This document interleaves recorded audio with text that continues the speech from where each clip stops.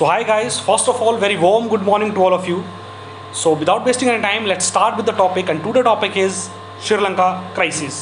So जैसा कि हम सभी जानते हैं, Sri Lanka economy has been facing one of its worst economic crisis, और इसको हम सीधा सीधा बोल सकते हैं ये मिसमैनेजमेंट है गवर्नमेंट की और failure of bureaucracy.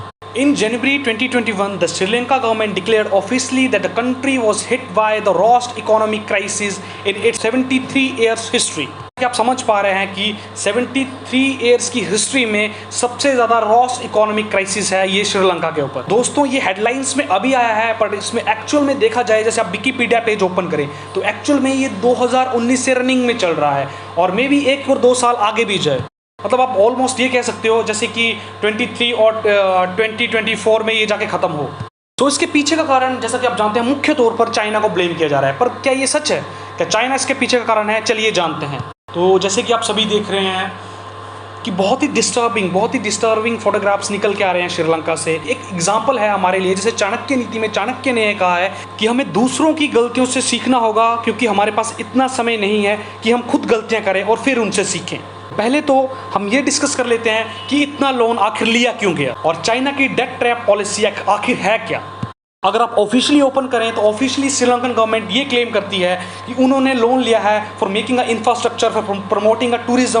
But actual में देखा जाए, एक्चुअल में ऐसा कुछ नहीं है. उन्होंने जो चीज़ें बनाई हैं, जो चीज़ें बिल्ड की हैं, फिर टॉकिंग अबाउट हम्मन टोटा पोर्ट पे आज चाइना कब्जा करके बैठ गया है.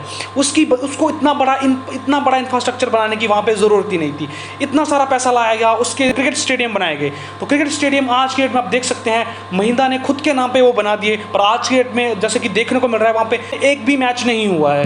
पहले तो श्रीलंका ये सोचता रहा जैसे चाइना का अलादीन, मतलब चाइना को घिस के हम बहुत ही पैसा ले सकते हैं और बहुत ही कम इंटरेस्ट पे. पर चाइना इंटरेस्ट पे बिलीव ही नहीं करता है, और हम सभी को पता है चाइना सिर्फ बिलीव करता है ऑक्यूपेशन पे. चाइना सिर्फ ऑक्यूपाइड करता है चीज़ों को, और वो ही इसकी डेट ट्रैप थ्योरी है. वो चीप इंटरेस्ट पे लोन प्रोवाइड करता है हर किसी सरकार को. हमारे सामने एक एग्जाम्पल है पाकिस्तान, और पाकिस्तान भी फेस कर सकता है जैसे कि श्रीलंका फेस कर रहा है द इकोनॉमिक क्राइसिस, और हो सकता है इन फ्यूचर पाकिस्तान भी करे. उसकी पॉसिबिलिटी 70% जहां तक की मुझे लग पा रही. और सबसे बड़ा इकोनॉमी शॉक लगा है श्रीलंका को उसके टूरिज्म सेक्टर पे. और टूरिज्म सेक्टर, जो कि आप सभी को पता है, अप्रैल 2019 में चर्च में ब्लास्ट हुआ था इन कोलंबो, तो उसमें 253 कैजुअलिटी आई थी, और ये सीधा हिट था उनकी टूरिज्म इंडस्ट्री पे. ये बहुत ही गंदा एग्जाम्पल है एक डेमोक्रेसी का. दोस्तों, लोकतंत्र का असली मतलब यही है, लोगों को उसका रिप्रेजेंटेटिव अच्छा नहीं लग रहा है तो वो खुद ही रिजाइन देते. That is the actual meaning of democracy. पर ये क्या डेमोक्रेसी है? बस accordingly me that is a dictatorship of Rajapaksa family. Gotabaya Rajapaksa ने जीतने के लिए बहुत सारी फ्रीडम दे दी अपनी कंट्री के लोगों को. जैसा कि हमें देखने को मिल रहा है दिल्ली में, वेस्ट बंगाल में, पंजाब में फ्री की चीज़ें बहुत ही हिट करती हैं इकोनॉमी को. लोग उसको पसंद कर रहे हैं, जैसे बिजली फ्री में मिल रही है, पानी फ्री में मिल रहा है, सब कुछ फ्री में मिल रहा है, तो लोग उसको अभी पसंद करेंगे. बट बाद में जब ये इकोनॉमी को डायरेक्ट हिट करेगा, then the people are realize that nothing is free in the country.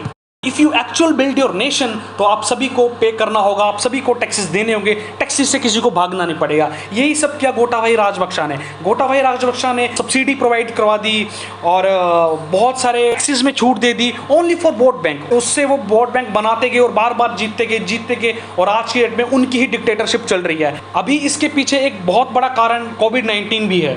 तो कोविड-19 pandemic in 2020 made the bad situation for Sri Lanka. और देखो दोस्तों, श्रीलंका जो है वो काफ़ी चीज़ों का एक्सपोर्ट करता था पहले, लाइक टी, रबड़, और काफ़ी एग्रीकल्चर का भी एक्सपोर्ट करता था, और टूरिज़्म पर भी इनकी इकोनॉमी टिकी हुई थी. But due to the rise of government expenditure, the fiscal deficit exceed 10% in 2021, and the debt of GDP ratio rose from 94% in 2019 to 119 in 2021. Sri Lanka fertilizer ban, एक रीज़न इसके पीछे का, एग्रीकल्चर खत्म होने के पीछे का रीज़न श्रीलंकन फर्टिलाइजर बैन भी है. So in 2021 all fertiliser import completely banned, and it was declared that Sri Lanka would become 100% organic farming nation overnight.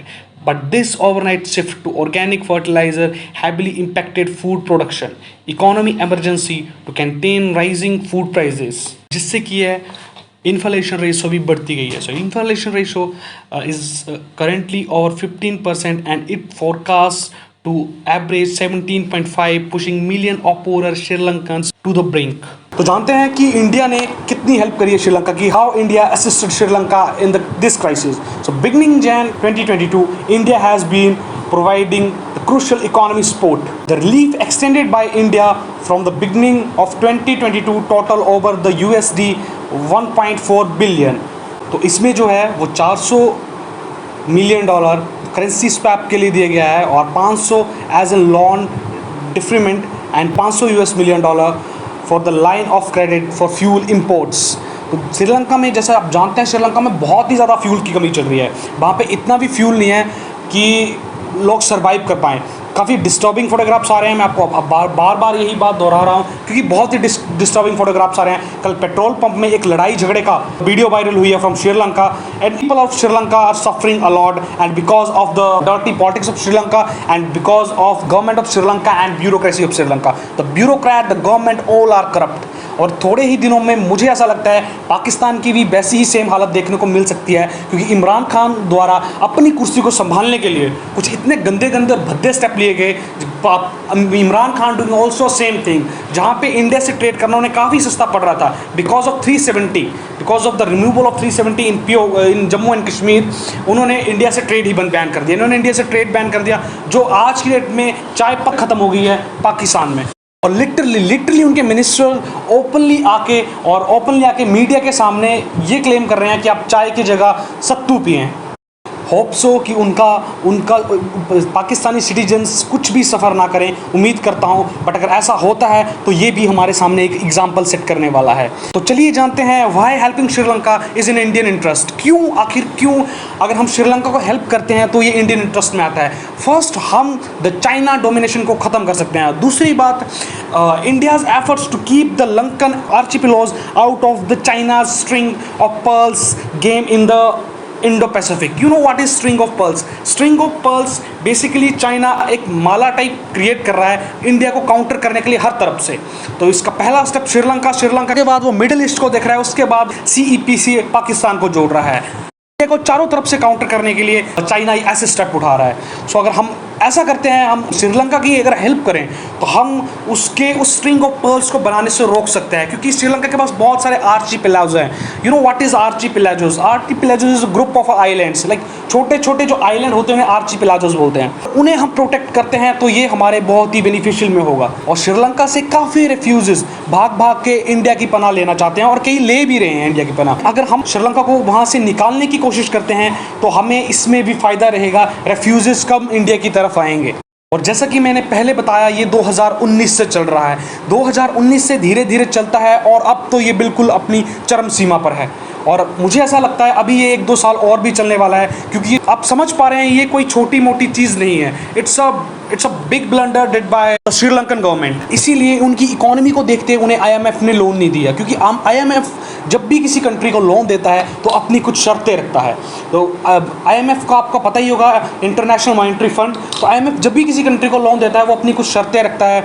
अभी हाल ही में आपने ये पाकिस्तान में देखा, टैक्सेस इंक्रीज़ कर दिए गए हैं शहबाज शरीफ गवर्नमेंट द्वारा. तो IMF की कुछ ऐसी शर्तें रहती हैं जिससे कि कंट्री की इकोनॉमी को बूस्ट मिल सके, इवन कंट्री की इकोनॉमी डूबे ना. IMF से लोन का अप्रूवल ना मिलने पर सभी चाइना की तरफ भाग रहे हैं, सभी एशियन कंट्री चाइना की तरफ भाग रही हैं बिना कुछ सोचे समझे. पर अब लगता है अब इसने बहुत ही बड़ा एग्जाम्पल सेट कर दिया है, not even in front of India, in front of the Asian countries. Sri Lanka को यहाँ से बाहर निकलना है तो लोगों के टैक्सेस बढ़ाने पड़ेंगे और श्रीलंका को स्टैम्प एड की ज़रूरत है. इंडिया काफ़ी बढ़ चढ़ के मदद कर रहा है. बट मैं अपने दिल से बताऊं तो मुझे नहीं लगता कि वेस्टर्न वर्ल्ड एशिया को कभी अपना सोचता है.